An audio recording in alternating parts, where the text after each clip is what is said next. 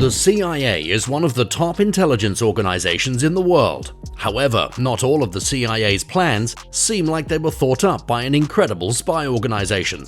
Some of them feel straight out of a James Bond movie. From 1959 to 2001, one of the CIA's top priorities was assassinating Fidel Castro, the Cuban dictator. But how they tried to kill him was far from normal. These are some of the CIA's most bizarre assassination attempts. Number 1. Poisoned cigar. One of the first truly bizarre attempts to kill the communist dictator happened in 1963, when the CIA proposed delivering Castro a box of poisoned cigars. Fidel Castro was famed for his love of cigars, and he smoked them all the time, right up until he quit smoking entirely in 1985. The CIA settled on treating the cigars with an extremely potent toxin, botulinum, which is a neurotoxin produced by a specific kind of bacteria, and one of the most deadly biological substances on the planet. The intelligence organization sent a box of Castro's favorite cigars to the CIA's chief of medical services, a man named Dr. Edward Gunn. Gunn was assigned the mission of acquiring the toxin and poisoning the cigars, and he ended up producing a set of 50 deadly cigars. Allegedly, just putting one in your mouth was enough to kill you. But the CIA scrapped the plan and instructed Dr. Gunn to destroy all of the cigars. Number 2. Operation Bounty. A newly released file on the CIA operations in Cuba during the Kennedy administration has revealed the planning of an assassination plot called Operation Bounty. Operation Bounty was a plan created by top CIA officials in the Kennedy administration to pay actual Cuban citizens to assassinate their own politicians and leaders. The plan was to fly dozens of US planes over Cuba that would all drop thousands of sheets of paper containing different dollar amount rewards that the United States government would pay for the assassination of certain officials. The pamphlets would offer to pay between $5,000 and $20,000 for killing informants, $57,000 for heads of departments in the Cuban government, $97,000 for notorious foreign communists operating in Cuba, and up to $1 million for high-up members of the Cuban government, possibly due to the high costs that the program would incur should it be successful. Number 3. Toxic handkerchief. One of the plans to kill Castro discussed by operatives working for the CIA was the idea of a toxic handkerchief. The plan didn't just include administering some kind of poison or toxin to a handkerchief in a CIA lab, but also smuggling it to Cuba, handing it off to an undercover operative who had personal access to Castro, and then finally giving the handkerchief to Castro for him to eventually use. The plan never came to fruition because of just how unfeasible it was and how little chance of actual success it had.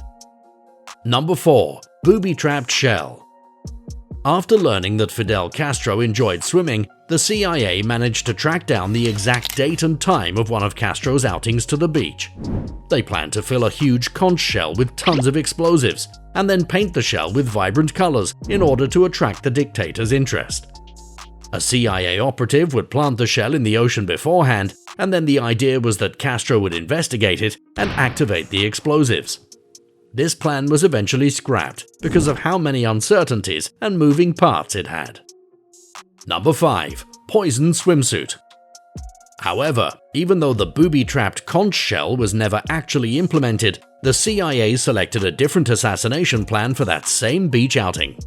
This time, the agency planned to coat the interior lining of Fidel Castro's swimsuit with a special fungus containing enough poison to kill the dictator almost immediately. Unlike the conch shell, this plan did actually go into production, and the CIA produced a poisonous swimsuit to smuggle into Fidel Castro's wardrobe.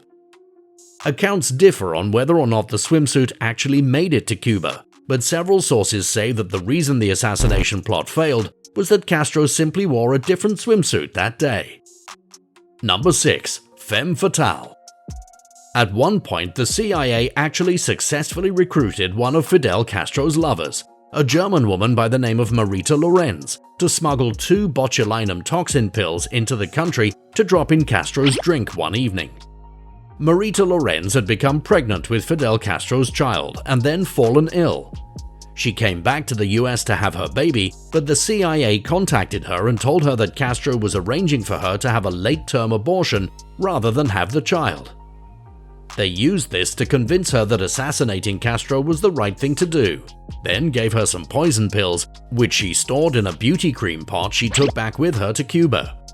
Even one of those pills would have killed Castro within 30 seconds, but they melted inside the cream, and Lorenz got cold feet and didn't go through with the assassination due to her conflicting emotions about the dictator. Castro uncovered her plan to kill him sometime after, and reportedly handed her a gun at the dinner table and told her to shoot him if she wanted to. Of course, Lorenz didn't, and she actually remained his lover for some time after that. When the pair went their separate ways, Lorenz went on to become the lover of the Venezuelan dictator Marcos Pérez Jiménez, and then to meet Lee Harvey Oswald, who would end up assassinating President John F. Kennedy. She testified of the JFK assassination trial, but her testimony was later proven to be unreliable. Number 7. Chicago Mafia. The CIA actually attempted to poison Castro's drinks multiple times, all of which failed. During one of these attempts, the CIA actually contracted with two of its own most wanted men, the Chicago Mafia gangster Sam Giancana and the Chicago mob's head of Las Vegas casino operations, Johnny Roselli. Not wanting to get blood on its own hands, the CIA offered the two mobsters a huge bounty for the death of Fidel Castro. Giancana and Roselli had a history of running gambling palaces in Cuba, so they seemed like the perfect men for the job. In addition, they had their own motivations for wanting to help out. Castro had actually shut down the majority of their Cuban casino and resort operations when he'd come to power, and the two mobsters hoped that they could rebuild their Cuban casino empire in the wake of his death. Also, the gangsters figured that the Castro assassination would offer them some political armor if they were ever arrested in the United States. So they agreed to kill the Cuban dictator and hired a Cuban assassin to poison Castro's drink. However, the assassin reportedly got cold feet before he could even administer the poison, so the plan ended up being a bust. Number 8. Poison pen. In one of the most James Bond-like moments of the CIA's entire history, the intelligence organization designed a poisonous pen intended to kill the Cuban dictator. The pen's design featured a hypodermic needle embedded in the tip, with the idea that a CIA operative would stab Castro with it and inject him with the poison inside. This plan was authorized and went into production, and the poison pen was actually made and then handed off to a CIA agent, who was to hand it off to a Cuban operative by the name of Roland Cubela Sicades. He was one of Castro's closest associates, but he hoped that after he killed Castro, the United States would recognize him as the leader of Cuba. However, when the CIA agent met up with him to give him the pen, the Cuban refused to do the assassination with it. Sicades had been expecting some explosives or a specialized gun from the CIA, and he was extremely dissatisfied with the pen they provided. After Sicades asked instead for a more sophisticated weapon, the plan was dropped entirely. Number 9. Poison milkshake. Reportedly, the closest the CIA ever got to actually killing Fidel Castro was the plot in which they attempted to poison the Cuban leader's milkshake. The CIA had gathered intelligence that Castro was particularly fond of ice cream, especially milkshakes. One of Castro's friends, the Colombian novelist Gabriel Garcia Marquez, later reported that he had once seen the dictator eat 18 scoops of ice cream after a single lunch. Armed with this knowledge, the CIA sent an agent over to Cuba to infiltrate the kitchens of the infamous dictator. The CIA sent a single poison pill over with this agent, which was to be placed in Castro's favorite chocolate milkshake, a drink that he consumed regularly. The agent successfully made it into the kitchens and stored the poison pill in a nearby ice cream freezer for easy access. However, when the time came to actually poison the dictator's milkshake, the pill had frozen due to the large size of the freezer. The pill fell apart when the agent tried to remove it from the freezer, so the plan failed. Had the pill not been frozen, the Cuban leader would likely have been killed by his own favorite drink. Number 10. Exploding cigar. As previously mentioned, Fidel Castro was extremely fond of Cuban cigars, and he was hardly ever photographed without one. In one of the CIA's most bizarre and infamous plots to kill the Cuban dictator, they proposed attempting to get him to smoke an exploding cigar. This cigar would be packed with so much gunpowder that it would cause a deadly explosion as soon as it was lit, killing the dictator on impact.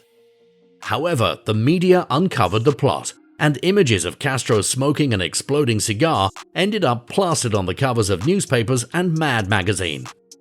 The cigar plan was allegedly proposed during Castro's visit to the United Nations, though the CIA later suggested that the entire plan was a hoax designed to distract the media's attention away from their more serious assassination attempts. Either way, it was one of the most bizarre plans the CIA ever came up with to kill Castro, and possibly the most bizarre CIA plan ever to see the light of day. Number 11. Explosive Podium.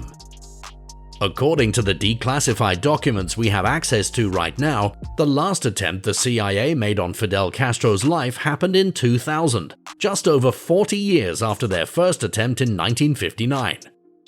The intelligence agencies smuggled nearly 200 pounds of explosives into Panama, an impressive feat in and of itself, and placed them inside a podium that the 74-year-old dictator would be giving a speech at.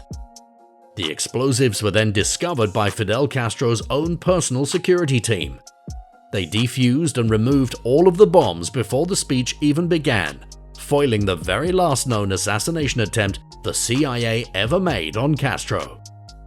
Which of these insane assassination attempts surprised you the most?